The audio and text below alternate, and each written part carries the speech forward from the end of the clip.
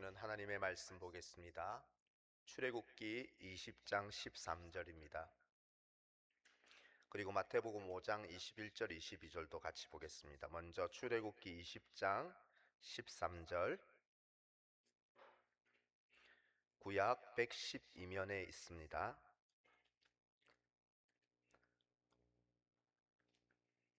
출애굽기 20장 13절 제가 읽습니다. 살인하지 말라. 아멘.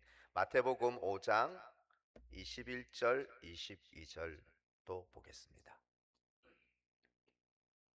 5장 21절 22절 신약성경 6페이지에 있습니다. 마태복음 5장 21절 22절 옛 사람에게 말한 바 살인하지 말라. 누구든지 살인하면 심판을 받게 되리라 하였다는 것을 너희가 들었으나 나는 너희에게 이르노니 형제에게 노하는 자마다 심판을 받게 되고 형제를 대하여 라가라 하는 자는 공회에 잡혀가고 미련한 놈이라 하는 자는 지옥불에 들어가게 되리라. 아멘. 여러분들은 서브웨이 푸싱이라고 들어보셨습니까? 서브웨이 푸싱 혹은 서브웨이 푸싱 범죄가 있습니다. 일면식도 없는 사람이 전철을 기다리는 행인을 그냥 뒤에서 선로로 확 밀어버리는 서브웨이 푸싱 범죄 사건을 가리켜 서브웨이 푸싱이라고 합니다.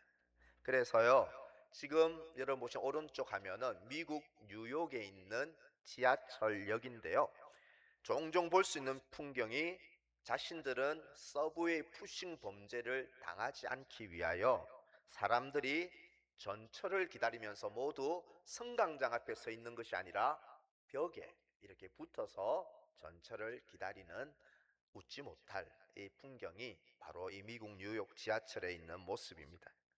여러분, 이런 서브웨이 푸싱 범죄, 굳이 외국 사례가 아니더라도 오늘날 우리들이 사는 사회는 생명을 가볍게 여기는 생명 경시 풍조가 만연합니다. 몇 년 전에 한 남성이 귀가하던 여성의 엘리베이터까지 따라가서 갑자기 돌려차기로 여성을 폭행하고 기절시키고 끌고 가는 그런 모습들도 우리가 보았고요. 묻지마 폭행, 그 외에도 우리가 많은 묻지마 폭행, 최근에는 경찰관 아버지를 둔 한 청년이 여고생을 그렇게 무참히 살해하는 이런 사건들, 우리 사회는 생명 경시 풍조가 만연한 사회입니다. 나의 생명, 타인의 생명을 하찮게 여기거나 가볍게 여기는 이런 생명 경시 풍조가 온 세계에 만연합니다. 10계명 제6계명에서 하나님은 살인하지 말라, 살인하지 말지니라 이렇게 명령하셨습니다. 그런데 우리는 이 계명을 읽을 때 대부분은 이 계명은 적어도 다른 계명은 몰라도 이 6계명은 나와 상관이 없는 일이다라고 생각합니다. 왜냐하면 우리는 태어나서 한 번도 사람을 잔인하게 죽이거나 살해한 적이 없기 때문에 이 6계명은 적어도 나는 지켰고 나와는 상관없는 계명이다라고 생각합니다.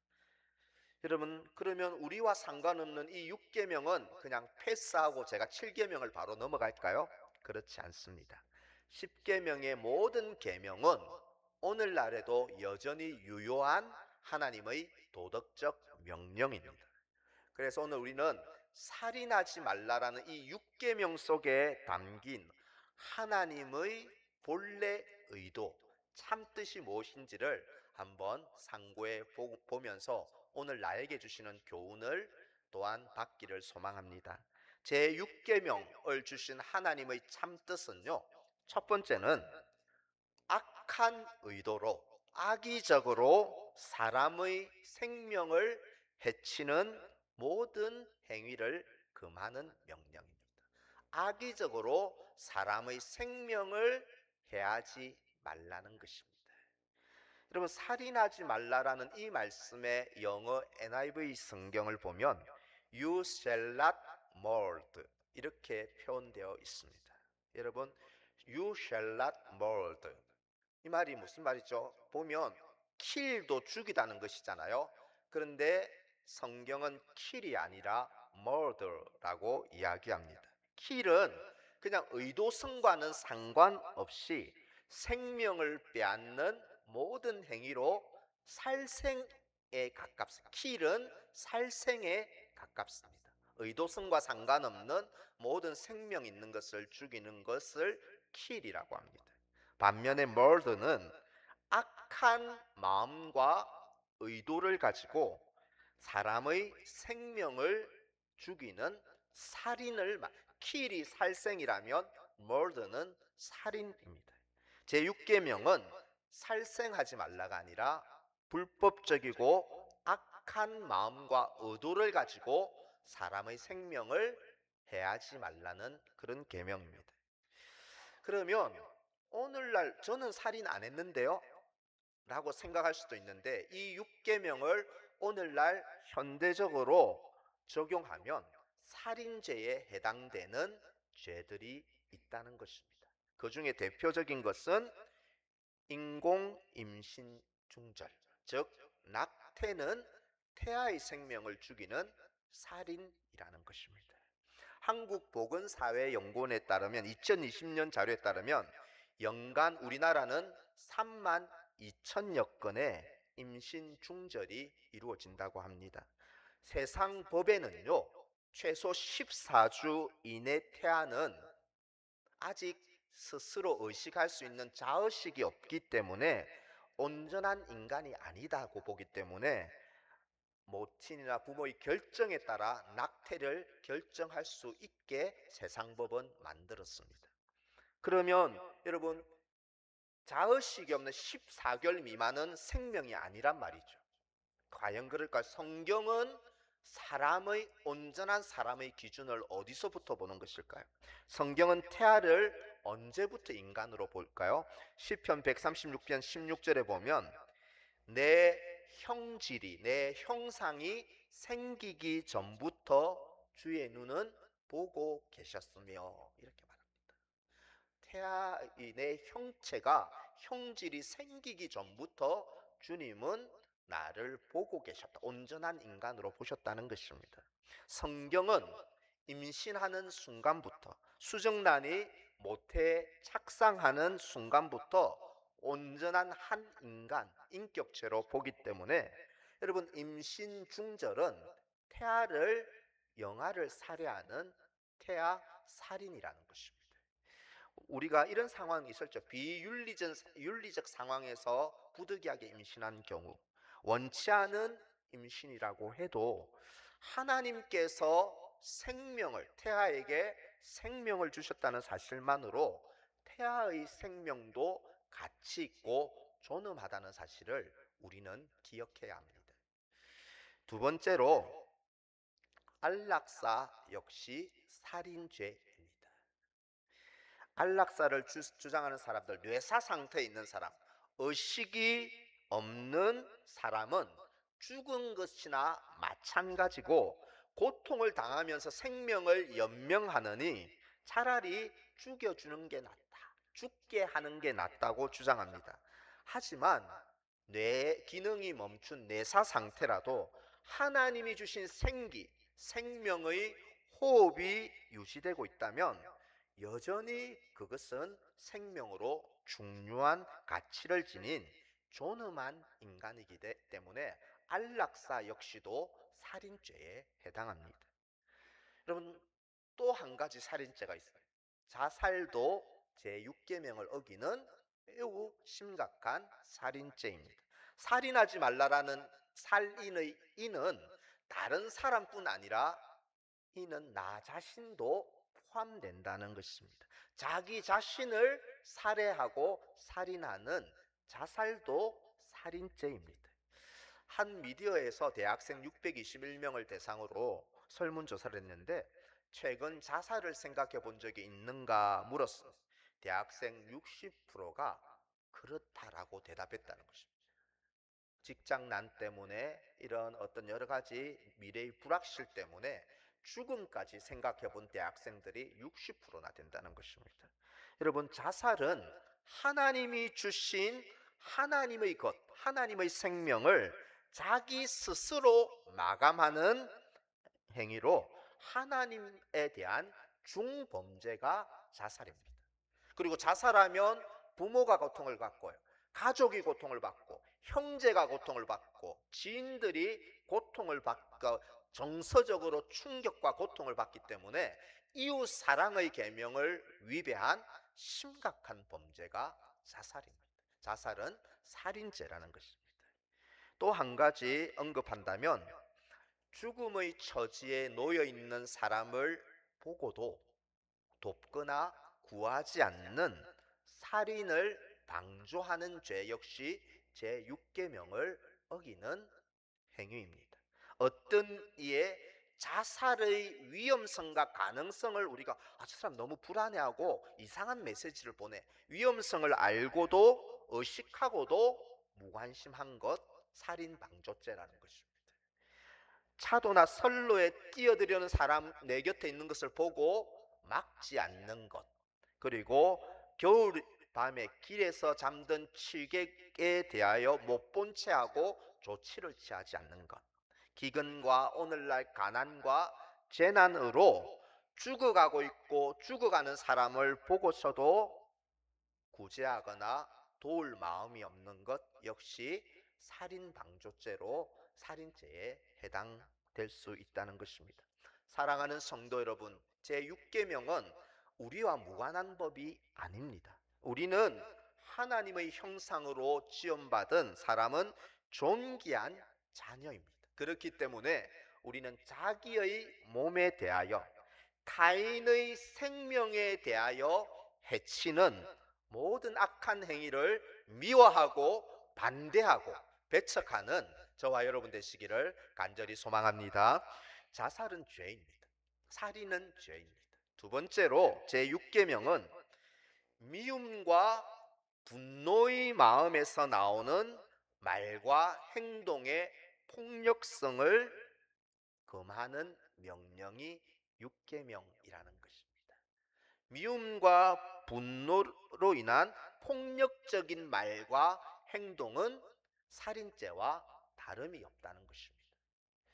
여러분, 예수님이 10계명의 제6계명의 참된 의미를 해석해 주신 것이 마태복음 5장 21절 이하에 나와 있습니다. 그 중에서 마태복음 5장 21절 22절 우리가 앞서 읽었는데요, 우리 다시 한번 예수님이 그 하나님의 10계명을 어떻게 적용하고 해석하셨는지를 한번 같이 읽도록 하겠습니다. 함께 읽겠습니다. 옛 사람에게 말한 바 살인하지 말라, 누구든지 살인하면 심판을 받게 되리라 하였다는 것을 너희가 들었으나 나는 너희에게 이르노니 형제에게 노하는 자마다 심판을 받게 되고 형제를 대하여 라가라는 자는 공회에 잡혀가게 되고 미련한 놈이라는 자는 지옥불에 들어가게 되리라. 아멘. 심판을 받는다, 지옥불에 들어간다는 말은 이거 믿는 사람 아니라는 말이죠. 지옥 자식이라는 말. 그런데 어떤 사람이 심판을 받고 지옥불에 들어간다고 돼 있으니까 형제에 대하여 노하는 자, 분노하는 사람, 그리고 형제를 대하여 라가, 텅 빈 놈, 머저리, 멍충이라고 말하는, 비방하고 폭력적으로 말하는 그 사람이 심판을 받고 지옥불에 들어간다는 것입니다. 당시에 이 말씀을 듣는 바리새인들은 우리는 사람을 태어나서 한 번도 죽인 적이 없으므로 6계명을 어긴 적도 없고 우리는 심판이 없다, 이렇게 생각했습니다. 그러면서 죄인들을 아주 추하게 여기고 배척하고 비방하면서도 우리는 살인한 적이 없다라고 자만했습니다. 하지만 예수님은 다르게 생각하셨습니다. 하나님이 제6계명을 주신 의도는 살인에 이르게 되는, 살인의 뿌리가 되는 형제를 향하여 분노하는 것, 미움과 분노도 살인을, 심판을 면할 수 없는 살인죄라고 말씀하셨습니다. 또 미움과 분노의 마음을 가지고 라가, 즉 쓸모없는 인간아, 멍청아, 미련한 놈, 이렇게 욕을 하거나 비방하는 것도, 그것도 지옥불에 들어가는 살인죄라고 주님이 재해석하시고 말씀하셨습니다. 여러분, 왜 미움과 분노까지도 우리 주님은 엄격하게 육계명을 어긴 살인죄라고 말씀하셨을까요? 여러분, 살인이 어디서부터 시작되는지를 생각해 보십시오. 거슬러 올라가 보십시오. 하나님이 창세기 4장에 가인의 제사는 거절하고 아벨의 제사는 연락하시자 가인은 동생 아벨을 쳐 죽입니다. 최초의 살인 사건이 에덴 동산에서 일어나죠. 그런데 이 살인이, 형제 살인은 어떻게 해서 시작되었는가, 그 뿌리를 보면 창세기 4장 5절에 이렇게 나와 있습니다. 가인과 그의 재물은 받지 아니하신지라 가인이 몹시 분하여 안색이 변하니. 최초의 형제 살인이 어디서 시작되었느냐? 몹시 분하는 미움과 분노에서 살인 사건이 일어났다는 것. 동생에 대한 시기와 미움이 지나쳐 분노가 일어나서 급기야 살인으로 번지게 된 것입니다. 여러분, 그래서 우리 주님은 살인에 이르게 하는, 살인의 뿌리가 되는 마음의 이 미움과 분노와 적개심과 정오도 살인죄라고 하신 것입니다. 여러분, 우리가 미움과 분노를 해결하지 못하고 계속 품고 있으면 결국은 입에서 폭력적인 언어들과 사망에 이르는 독한 말들이 쏟아져 나옵니다. 그리고 그렇게 말하면 끝난 게 아니라, 독한 말은 결국은 나쁜 판단과 행동과 폭력적인 행동으로 이어지고 결국은 죽음에, 그 사람의 인격이든 생명이든 죽음에 이르게 하는 살인죄로 번진다는 것입니다. 오늘날 여러분 한번 보십시오. 술자리에서 사소한 시비가 분노로 바뀌고, 분노가 욕설과 폭언으로 바뀌고, 결국은 술병으로 친구를 내리치는 살인이 어떻게 시작되는지를 한번 보십시오. 주차 시비나 자동차 경적에 분노를 이기지 못하다가 결국은 차문을 열고 삿대질하고 욕하다가 결국은 큰 사고를 치게 됩니다. 부부간에도 갈등도 마찬가지 아닙니까? 미움과 분노가 쌓이고 쌓이면 그의 입에서 좋은 말이 나갈 리가 없죠. 극한 이야기들, 독설들이 나가고 결국은 가정폭력과 극단적 폭력이 나타나고 죽음에, 인격이든 생명이든 죽음에 이르게 한다는 것입니다. 그래서 주님은 미움과 분노도, 그 속에서 나오는 독한 말과 폭력적 행동도 살인의 뿌리가 되기 때문에 살인죄라고 하신 것입니다. 제가 나전 울타리를 예전에 구독을 했었는데요. 나전 울타리라는 잡지에 나온 옛날 실제 있었던 이야기가 있어서 여러분들에게 잠깐 그 이야기를 소개하려고 합니다. 한 목사님이 성도의 이사 신방을 가려고 구역장과 노 권사님들을 대동하고 옛날 버스를 탔습니다. 그런데 옛날에 버스 안내양이 받았지 않습니까? 버스 요금을. 버스를 탔는데 한 나이 많은 권사님이 가방을 이리저리 뒤척이다가 요금을 찾지 못하고 버스비를 내지 못하는 일이 발생하자 버스 안내양이 째려보면서 막 신경질적인 모습으로 이 노 권사님에게 듣기 싫은 말들을 막 쏟아낸 것입니다. 막 쏟아내었습니다. 그때 목사님이 보다가 참다 못해서 안내양에게 너는 집에 어머니 할머니도 없느냐라고 아주 호되게 화를 내며 무서운 얼굴로 안내양에게 호통을 쳤습니다. 이후 신방을 마치고 이 목사님이 집에 돌아왔는데 아까 그 동행했던 구역장에게서 전화가 옵니다. 목사님, 차 안에서 조금 전 화를 많이 내시던데 참 그렇게 무서운 얼굴 처음 봤어요, 목사님. 안내양이 새벽 일찍부터 밤 늦게까지 일하느라고 지칠 대로 지쳐서 신경이 날카로워서 그런 것 같은데, 목사님이 좀 이해를 하셔야지. 그렇게 무섭고 하는 얼굴을 보니까 목사님 같지 않대. 이렇게 구역장이 전화가 온 겁니다. 이 말에 목사님이 목사님 같지 않대 라는 그 말에 7일 동안 자기의 분노를 다스리지 못하고 그 안내양에게 하나님의 영광을 가리웠던 그 죄악을 7일 동안 회개했다는 그런 이야기를 읽어보았습니다. 성도 여러분, 혹 우리는 막 죽일 듯이 누군가를 미워하지 않아도 이렇게 순간 화를 참지 못하고 누군가에 대하여 화를 내거나 미워하는 그 마음을 품은 적은 없습니까? 미움과 분노가 쌓이다 쌓여서 그래서 원망하고 비방하고 때로는 욕하고 거짓말하고 결국은 다투고 불화함으로써 한 인격을 살인하는 그 죄까지 나아가고 있지는 않습니까? 우리는 우리 자신을 이 말씀 앞에 살인죄는 나와 상관이 없어가 아니라 주님은 바로 너다 라고 말씀하십니다. 경기도 안양의 열린교회를 30년간 목회했던 김남준 목사님이라고 아주 유명한 목사님이 계신데요. 그가 이렇게 말했습니다. 칼에 붙은 피와 욕하는 자의 입에 묻은 침은 같은 것이다. 칼에 붙어 있는 피와 남을 죽이는 피와 욕하는 자의 입에 묻어 있는 침은 똑같은 것이다 라고 그렇게 재미있는 비유를 했습니다. 성도 여러분, 혹 우리 안에 살인의 뿌리가 되는 미움과 분노를 쌓아놓고 해결하지 못하고 회개하지 못하고 있지 않습니까?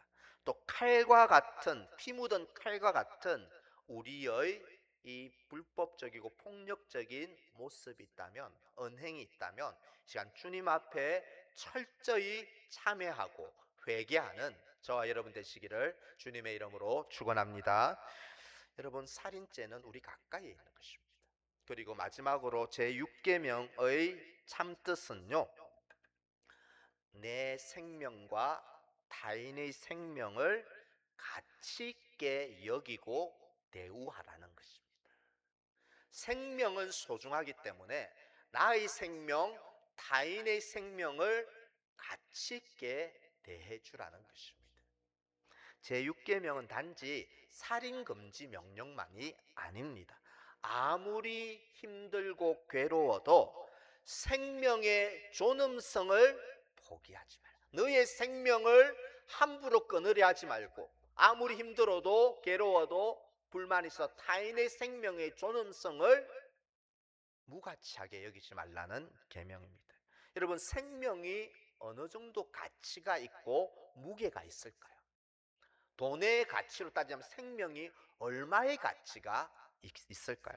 마가복음 9장 8장 36절에서 우리 예수님은 생명의 무게, 생명의 가치에 대해서 이렇게 말씀하셨습니다. 다 함께 읽겠습니다. 사람이 만일 온 천하를 얻고도 자기 목숨을 잃으면 무엇이 유익하리요? 아멘. 주님은 사람의 목숨이 온 천하보다도 귀하다. 온 천하를 죽어도 바꿀 수 없을 만큼 한 사람의 생명의 가치와 무게는 온 천하를 얻는 것보다 귀하다고 말씀하셨습니다. 여러분, 우리가 지금 이 세상에서 가지고 싶은 것들을 한번 머릿속에 떠올려 보십시오. 지금 여러분들이 간절하게 원하는, 소유하기 원하는 것들이 무엇입니까? 수억의 돈이 좀 있었으면 좋겠다. 좋은 집과 좀 이렇게 자동차가 있으면 좋겠다. 건강하고 또 외모가 조금 더 좀 아름다웠으면 좋겠다. 높은 학벌이나 직업이나 그래도 권력의 피라미드 꼭대기에 좀 있었으면 좋겠다. 평판이나 또 어떤 성공을 거두었으면 좋겠다. 우리가 이 세상에서 원하는 것들이 있을 것입니다. 그런데요, 이 천하의 모든 것을 어느 시점에 내가 다 가졌어요. 다 이루었다 하더라도 생명을 주님께서 오늘 취하신다면 그 온 천하를 얻은 것은 아무 유익이 없을 것입니다. 그렇기 때문에 우리의 한 생명은 온 천하보다 훨씬 더 귀하고 가치 있다는 사실을 믿으시기를 바랍니다.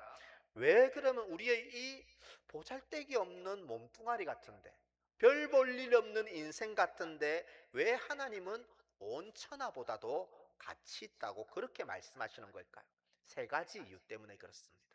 하나님께서 우리를 당신의 형상을 닮아 존귀한 자로 창조하셨기 때문입니다. 여러분들의 모습을 담은 아들이나 딸을 사랑하지 않는, 귀하게 여기지 않는 부모가 어디 있습니까? 하나님이 자기 모습을 빼닮은 자로, 존귀한 자로 우리를 창조하셨어요. 그래서 우리는 가치 있습니다. 또한 우리를 구원하고 새 생명을 주시기 위해서 예수님께서 자기 목숨을 내어 버릴 정도로 우리를 구원하실 정도로 우리의 몸은, 생명은 가치 있는 존재입니다. 주님이 목숨을 버려 구할 정도로 사람의 생명은 가치 있습니다. 그리고 성령께서 지금 우리의 몸을 성전으로 삼고 내 안에 들어와 살고 계시기 때문에, 우리 몸은 성전이기 때문에 가치가 있는 것입니다. 성도 여러분, 성부께서 형상대로 창조하시고 성자께서 자기 목숨을 버려 구원하시고 성령께서 지금 거주하는 나의 몸이고 우리의 생명이기에, 우리의 생명은 온 천하와도 바꿀 수 없는, 비교할 수 없는 가치 있고 소중한 존재라는 것을 믿으시기를 바랍니다. 18세기에 영국의 영적 부흥을 일으켰던 두 거장이 있습니다. 한 분은 감리교의 창시자로 불리는 존 웨슬리 목사님이고, 또 다른 한 분은 장로교에 지대한 영향을 끼친 조지 휘필드 목사님입니다. 당시 사람들은요, 감리교와 장로교의 신앙관이 좀 다른 부분들이 있지 않습니까? 신앙관이 서로 다른 두 목사님을 사람들은 강력한 라이벌로 그렇게 여겼습니다.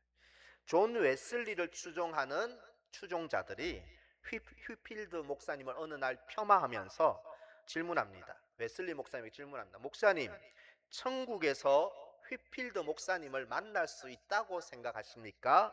이렇게 질문합니다. 이것은 휘필드 목사님을 이렇게 깎아내리는 그런 말이죠. 웨슬리 목사님이 대답합니다. 아마 천국에서 휘필드를 못 만날 것 같습니다. 대답합니다.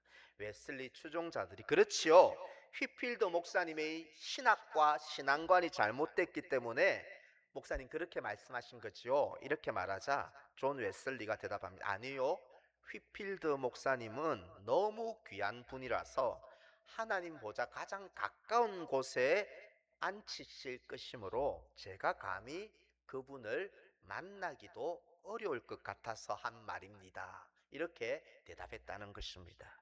여러분, 목사님끼리도 시기하고 라이벌로 경쟁하고 한 것이 아니라 한 천하보다 귀한 영혼으로 여기고 목사님들을 세우고 했을 때, 여러분, 이것을 하나님이 얼마나 기뻐하셨을까요? 오늘날도 마찬가지입니다. 우리가 한 사람의 가치를 천하보다 귀하게 여기고, 그래서 한 영혼을 주님께 인도하고 한 영혼을 얻고 한 영혼을 믿음으로 세울 때 하늘에서 하나님이 기뻐 춤추신다는 것입니다. 반면에 우리가 한 영혼의 믿음을 허물고 실족하게 하고 넘어뜨릴 때 우리 주님은 오늘 마태복음 5장 22절 이하에 보면 차라리 연자 맷돌을 목에 걸고 죽는 것이 더 낫다, 그렇게 말씀하실 정도로 한 생명을 해하고 실족하는 것에 대하여 주님이 엄하게 말씀하셨습니다. 사랑하는 성도 여러분, 우리는 다 생명을 얻고 살리는 자로 부름을 받았습니다. 어떻게 하면 우리 곁에 두신 한 영혼을 무너뜨리지 않고 살리는 신자가 될 수 있을까? 여러분, 우리 속에 미움과 분노가 한 영혼을 죽게 한다면 긍휼함과 용서하는 마음은 한 사람을 살리고 세우게 될 줄 믿습니다. 원망과 우리 속의 거짓과 비방의 말이 사람의 마음을 낙심시킨다면 기도의 말과 격려와 축복의 말은 사람을 살리게 될 것입니다. 교만과 폭력성이 한 사람을 죽게 만든다면 겸손과 자기 부인과 희생은 사람을 살아나게, 살만나게 만든다는 것입니다. 성도 여러분, 여러분들은 왜 교회에 옵니까? 우리는 다 살기 위해서 하나님께 오고요, 살기 위해서 교회에 오고요, 살기 위해서 서로에게 다가갑니다. 살려고 교회에 오지 죽으려고 오는 사람 없습니다. 우리의 할 일은 한 영혼의 무게와 가치는 천하와는 비교할 수 없다. 한 영혼을 우리 곁에 잠시 머무는 이 귀한 한 영혼, 그분이 자녀가 될 수도 있고 우리의 이웃이 될 수도 있고 성도가 될 수 있는 한 영혼을 천하보다 귀하게 여기고, 그래서 우리 속에 그 영혼을 인격적으로 살해할 위험이 있는 미움과 분노의 마음이 있다면 그것을 주님 앞에 내어드리고 내어버리고 용서와 격려와 자기 부인과 희생의 실천으로 살기 위해 오는 모든 사람들, 한 영혼을 살게 만들어주고 한 영혼을 살리고 세우고, 그래서 우리의 교회를 천국 같은 생명이 살아나는 그런 아름다운 교회로 세워가는 저와 여러분 되시기를 우리 주님의 이름으로 간절히 축원합니다. 오늘 주신 말씀 붙잡고 우리 기도하며 나갑시다. 10계명, 6계명은 나와 무관한 계명이 아닙니다. 하나님, 안락사, 낙태, 자살, 살인 방조 등 우리 사회 생명 경시하는 사회 풍조가 생명 존중하는 사회로 변화되게 하여 주시옵소서 기도하시고, 살인의 뿌리가 되는 미움과 분노에서 나왔던 폭력적 말과 행동들을 회개합니다. 날마다 죽이게 하시고 용서하여 주옵소서. 천하보다 귀한 한 영혼의 한 생명을 가치 있게 소중히 여기는 제가 되게 하시고 천국 같은 우리 교회가 되게 하여 주시옵소서. 이런 제목으로요, 우리 주신 말씀 마음에 새기고 한 2분 정도 조용한 목소리로 기도하겠습니다. 하나님 아버지, 은혜와 사랑을 감사합니다. 살인하지 말라라는 이 계명은 우리와 전혀 무관한 계명이 아니라는 것을 기억합니다. 하나님 아버지,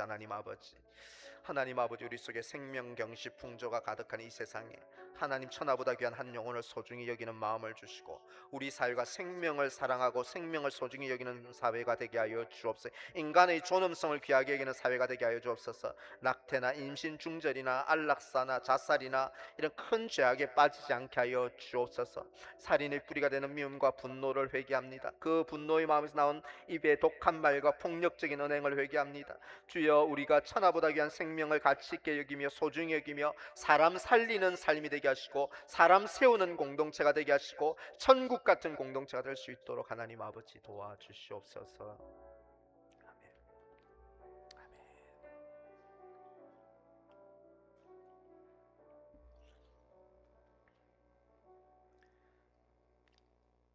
당신의 그 섬김이 천국에서 해같이 빛 날이, 정말 우리는 살기 위해서 온다는 것을 기억하면서 우리 모임을 섬김이 역사하는 천국 같은 공동체로 하나님 변화시켜 주옵소서 기도하는 마음으로 우리 해같이 빛 날이 부르며 준비한 예물을 주님께 올려드립니다.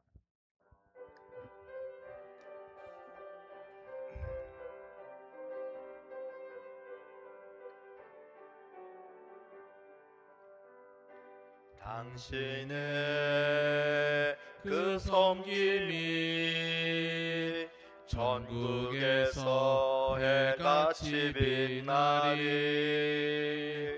당신의 그 섬김이 천국에서 해같이 빛나리. 당신의 그 믿음이, 당신의 그 믿음이 전국에서 해같이 빛나리. 당신의 그 충성이 당신의 그 충성이 전국에서 해같이 빛나리. 주님이 기억하시면 족하리. 예수님 사랑으로 가득한 모습, 천사도 흠모하는 아름다운 그 모습, 전국에서 해같이 빛나리. 당신의 그 순종이 전국에서 해같이 빛나리. 당신의 그 사랑이 당신의 그 사랑이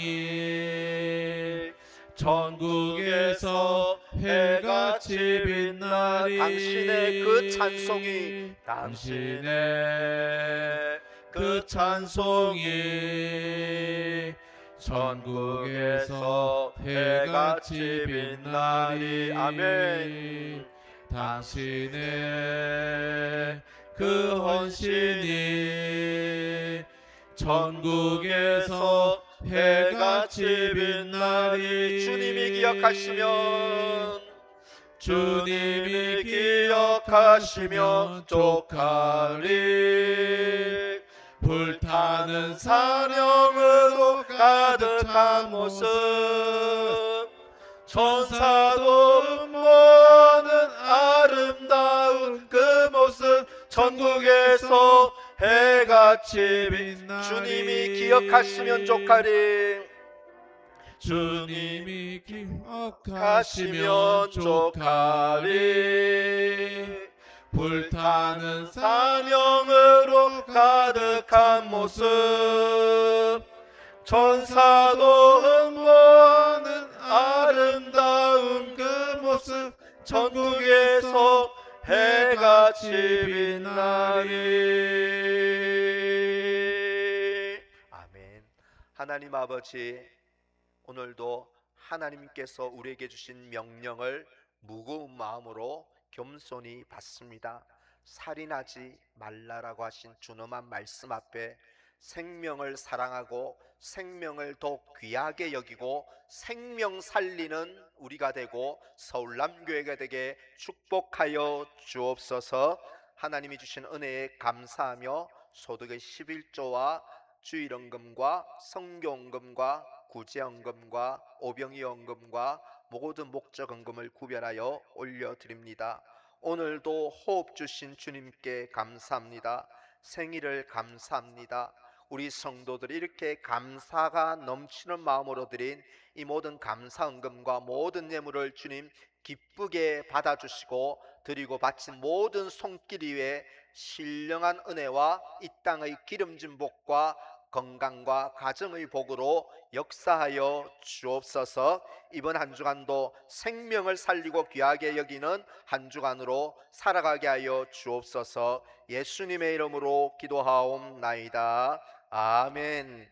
구주 되신 주 예수 그리스도의 은혜와 하나님 아버지의 사랑과 성령의 교통하심이 생명경시 풍조를 멀리하고 우리 속에 미움과 분노를 날마다 못 박으며 천하보다 귀한 한 생명을 섬김으로 천국 같은 교회, 천국 같은 공동체를 이루어갈 것을 결단하는 주님의 백성들 머리머리 위에 지금부터 영원토록 함께 있을지어다. 아멘.